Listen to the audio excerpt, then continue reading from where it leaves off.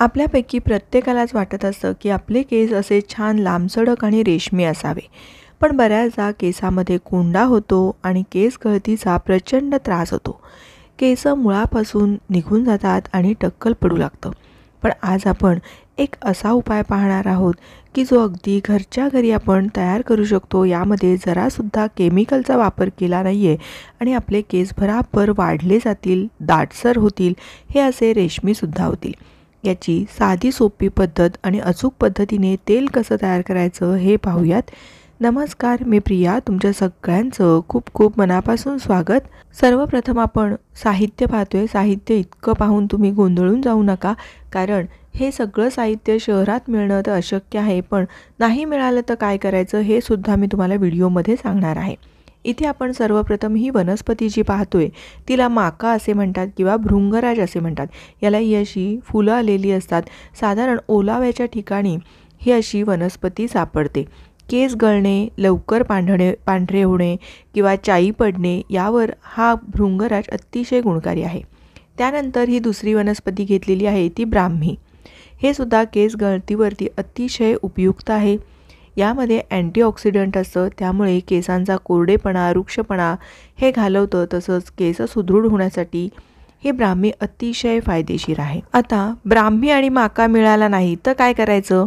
तर ब्राह्मी आणि माक्याची आयुर्वेदिक जे मेडिकल असतं त्यामध्ये पावडर उपलब्ध असते. अशा वेळी आपण जेव्हा माका, ब्राह्मी हे मिळत नाही तेव्हा त्याची पावडर आपण या तेल बनवण्यासाठी वापरू शकतो. इथे आता मी घेतलेली आहेत ही जास्वंदाची पानं. साधारण एक 10 ते 15 पानं मी घेतलेली आहेत. तुम्ही कमी जास्त केलं थोडंफार प्रमाण तरीही चालेल. त्याचबरोबर जी आपली लाल गावठी जास्वंद असते तीसुद्धा मी घेतलेली आहेत. जास्वंदाची पानं आणि फुलं घेतल्यामुळे केस गळणं तर थांबतंच, पण केसांना कंडिशनर म्हणून उपयोग होतो. तसेच केस दाटसर होण्यास अतिशय मदत होते. म्हणून इथे मी जास्वंदाची पानं आणि फुलं हे तेल बनवण्यासाठी वापरणार आहे. आता आपण ही फुलं थोडा वेळ बाजूला ठेवूयात आणि पुढचं काय काय साहित्य घेतलेलं आहे ते पाहूयात. इथे आपण घेतलेली आहे ती तुळस. तर तुळशीमध्ये अँटीबॅक्टेरियल हे गुण असतात जे स्कॅल्पचे इन्फेक्शन घालवतं. तसेच कोंड्याची समस्या सोडवण्यासाठी अतिशय फायदेशीर आहे. म्हणून तुळस ही आपण यामध्ये वापरणार आहोत. साधारण बघा मूठभर अशी ही मंजिऱ्यांसहित मी तुळस इथे घेतलेली आहे. त्यानंतर घेतलेले आहेत ते आवळे. आवळे तर किती बहुगुणी आहेत हे तुम्हाला तर सगळ्यांना माहीतच आहे. आवळ्यामुळे आपल्या केस गळती तर थांबतेच, पण केस अगदी मस्त काळे राहतात. तसेच केस वाढीसाठी अतिशय उपयुक्त आहेत. हे मी साधारण 8 ते 10 आवळे घेतलेत. त्यानंतर घेतलेलं आहे ते दुर्वा. दुर्वा काय करतं तर आपल्या केसांच्या मुळाशी जे धूळ मातीचे कण असतात ते स्वच्छ करून केसांना खोलवर पोषण तत्व देतात. तसेच केसातील कोंडासुद्धा कमी होऊन केसांची वाढ चांगली होते. म्हणून इथे आपण दुर्व्याचा वापर केलेला आहे. त्यानंतर घेतलेलं आहे ते ॲलोवेरा किंवा याला कोरफड असं सुद्धा म्हणतात. हे कोरफड जर मिळालं नाही तर मात्र तुम्ही कोरफडाचं जे जेल विकत मिळतं मेडिकलमध्ये ते वापरलं तरीही चालेल. आता कोरफड काय करतं तर निर्जीव आणि कोरडे जे केस असतात त्यांना गुळगुळीत आणि मजबूत करतं.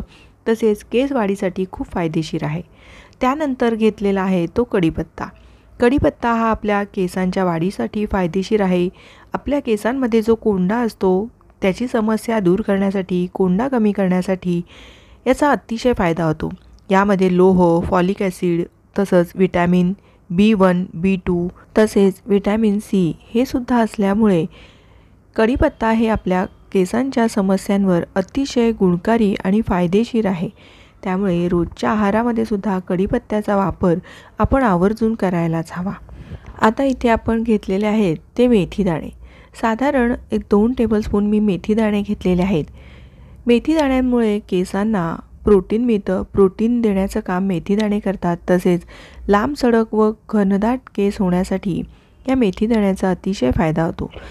त्यानंतर आपल्याला घ्यायची आहे ती कलोंजी. कलोंजीमध्ये जे विटॅमिन्स आणि मिनरल्स असतात त्यामुळे केसांना मजबूती येते. तसेच केस काळे होतात. इथे घेतलेली आहे हळद. हळद ही अँटीसेप्टिक असल्यामुळे बॅक्टेरियल इन्फेक्शनपासून दूर ठेवण्यासाठी तसेच केसांचं मूळ मजबूत करण्यासाठी हळद ही अतिशय उपयुक्त आहे. जर ओली हळद मिळाली तर ती आणखीन गुणकारी आहे, ती सुद्धा वापरू शकता. सगळ्यात शेवटी घेतलेलं आहे ते हे कापूर. मी भीमसेनी कापूर घेतलेला आहे. कापुरामुळे कोंडा कमी होतो, स्कॅल्पला खाज येणं बंद होतं, त्यात तसेच आपल्या डोक्याला थंडावासुद्धा वाटतो. म्हणून मी हे भीमसेनी कापूर वापरणार आहे. पण जर भीमसेनी कापूर नाही मिळालं तर दुसरं कोणतेही कापूर वापरू शकता. आता सगळ्यात शेवटी इथे घेतलेले आहेत मी ह्या वडाच्या पारंब्या घेतलेल्या आहेत. वडाच्या पारंब्या ह्या केस गळतीसाठी तसेच केस काळे होण्यासाठी अतिशय उपयुक्त आहेत. वडाच्या पारंब्या घेताना या अशा अगदी कवळ्या घ्यायच्या आहेत, तरच त्या वाटल्या जातील. अगदी ज्या जाडसर असतात त्या घेऊन काहीच उपयोग नाही आहे. जर वडाच्या पारंब्या मिळाल्या नाहीत तर वडाच्या पारंब्यांची पावडर ही तुम्हाला आयुर्वेदिक मेडिकलमध्ये मिळेल, ती घेतलीत तरीही चालेल. आता हे सगळं साहित्य आपल्याला एक एक करून मिक्सरला फिरवून घ्यायचं आहे. जे साहित्य वाटण्यासाठी जास्तीचा वेळ लागतो ते साहित्य आधी वाटून घ्यायचं. जसं की हे मेथी दाणे आहेत ते आधी मिक्सरला वाटून घ्यायचे आहेत. त्याची पावडर तयार झाली की मग आपल्याला इतर साहित्य त्यामध्ये मिसळून घ्यायचं आहे.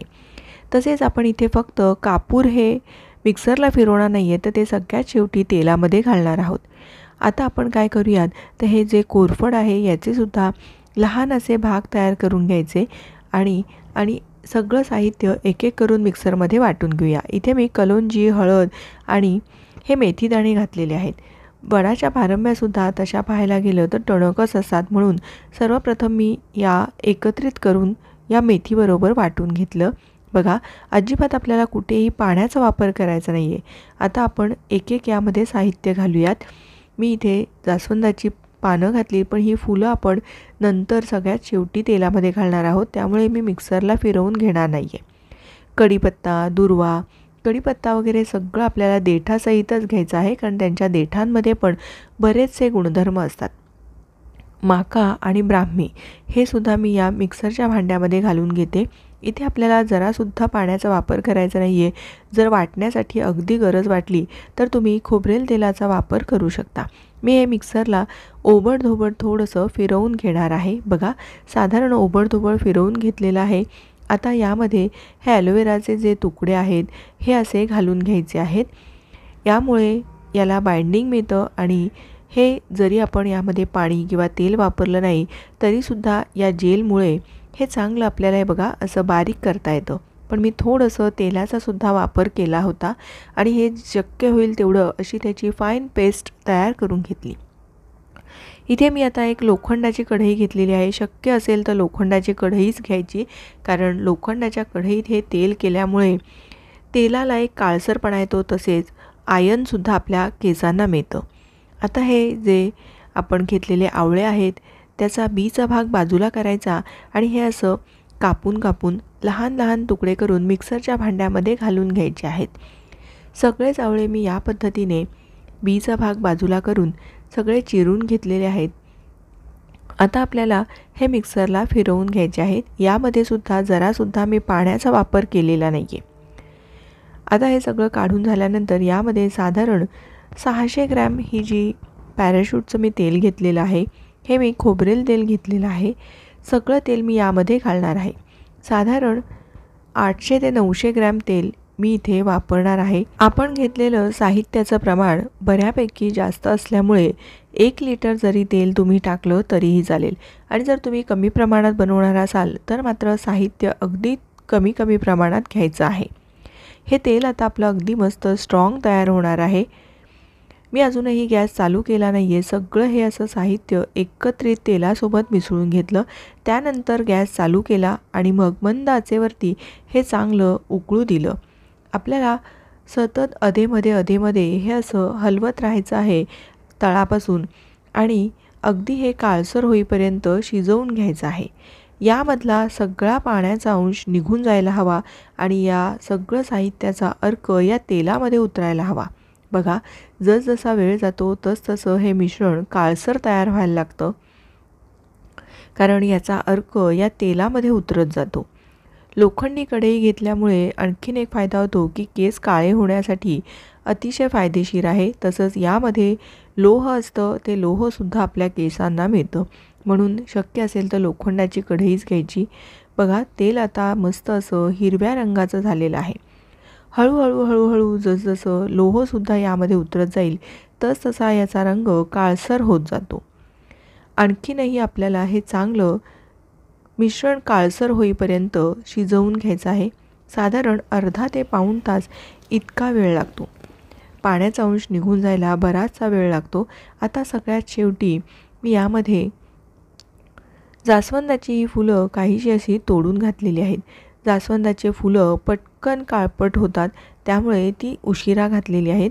सुरुवातीला घातलं तरी काहीच हरकत नाही. तुम्ही एकत्रितपणे मिक्सरमध्ये जरी फिरवून घेतली असती तरीही चालली असती. आता हे मिश्रण मी चांगलं बघा आणखीन एक 15 मिनटं शिजू दिलं. आता हे असं काहीसं अतिशय काळसर असा भाग दिसत आहे. त्यानंतर हे तेल आता होतच आलेलं आहे, म्हणून मी यामध्ये लगेच कापूर घातलेला आहे. कापूर शेवटी घातला की त्याचा स्वाद यामध्ये अगदी छान राहतो आणि छान सुवास येतो. आता बघा बऱ्यापैकी हे मिश्रण आपलं काळसर झालेलं आहे. त्यानंतर जे आपण सगळं साहित्य घातलं होतं त्याचा अर्क या तेलामध्ये मस्त असा उतरला आहे. साधारण मिनिट दीड मिनिट हे चांगलं कापूर घातल्यानंतर उकळून घ्यायचं आहे. बघा हे असं कोरडं मिश्रण झालं पाहिजे, म्हणजे अगदी हाताला असं कुरकुरीत जाणवायला हवं. म्हणजे यामधलं सगळं पाण्याचा अंश निघून गेलेला आहे. हे जे चोथा आहे तो अजिबात ओलसर लागत नाही हाताला, असं लावून पाहायचं. जर हे ओलसर लागत नसेल की याचा अर्थ आपलं हे तेल आता तयार झालेलं आहे. जर ओलसरपणा ठेवला तर मात्र आपलं तेल लवकरात लवकर खराब होऊ शकतं. म्हणून यामध्ये ओलसरपणा जरासुद्धा शिल्लक ठेवायचा नाही, म्हणजे तेल वर्षभर अगदी आरामात टिकतं. आता मी गॅस बंद केलेला आहे, तरीसुद्धा बघा तेल उकळतच आहे. हे आता पूर्ण थंड होऊ द्यायचं आणि मग थंड झालं की वस्त्रगाळ करून घ्यायचं आहे. मी इथे एक सुती कापड एका पातेल्याला बांधून घेतलेलं आहे. बघा याचा रंग जसजसं हे थंड होत जातं तसतसं कढईतल्या उष्णतेने आणि तेलाच्या उष्णतेमुळे अगदी काळसर होतं. हे असं मी पोटली तयार करून घेतली आणि ही शक्य होईल तेवढी आपल्याला चांगली पिळून घ्यायची आहे. बघा इतकं आपलं हे तेल तयार झालेलं आहे. जरी मी 800 ते 900 ग्रॅम तेल घेतलं असेल तरीसुद्धा तयार होताना ते साधारण 600 ते 700 ग्रॅम तेल तयार होतं, कारण बरंचसं तेल हे आटलं जातं. आता हे असं चांगलं मी निथळून घेतलेलं आहे. सगळं तेल आपलं बनवून तयार झालेलं आहे. हा जो शिल्लक राहिलेला चोथा आहे तो फेकून न देता आपण त्याची खात्री करून घ्यायची की बघा मी अगदी ते शक्य होईल तेवढं कोरडं होईपर्यंत हे निथळून घेतलेलं आहे किंवा पिळून घेतलेलं आहे. यामध्ये जरासुद्धा आता तेलाचा अंश राहिला नाही आहे. हा चोथा जो आहे तो जेव्हा आपण केस धुणार असो त्या दिवशी जरी स्कॅल्पला चोळून एक अर्धा तासाने केस धुतलेत तरीही चालेल, म्हणजे फेकून द्यायचा नाही आहे हा. आता हे तयार झालेलं तेल एखाद्या काचेच्या बरणीमध्ये तुम्ही भरून ठेवू शकता. हे तेल वर्षभर अगदी आरामात टिकतं. आपण ज्या दिवशी केस धुणार असू त्याच्या आदल्या दिवशी रात्री हे तेल चांगलं आपल्या केसांच्या मुळाशी लावून ठेवायचं आणि दुसऱ्या दिवशी केस धुवायचे. असे केल्याने तुमचे केस गळती थांबेल, केस घनदाट होतील, लांबसडक होतील. तुमच्या ज्या केसांच्या सगळ्या समस्या आहेत त्या अगदीच कमी होतील. तुम्हाला नक्की याचा अनुभव येईल. तुम्ही या पद्धतीने जरूर एकदा तरी तेल करून पहा व तुमचा अनुभव माझ्यासोबत शेअर करा. मी बरेच दिवसांपासून हे तेल लावते, मला याचा बराचसा फायदा झाला, म्हणून मी तुमच्यासोबत हा व्हिडिओ अगदी खात्रीने शेअर केलेला आहे. तुम्हालाही आजचा व्हिडिओ कसा वाटला हे मला कमेंट करून जरूर कळवा. आवडला असेल तर प्लीज एक लाईक करा. तुमच्या मैत्रिणींना व नातेवाईकांना जरूर शेअर करा. पुन्हा लवकरच भेटूयात. धन्यवाद.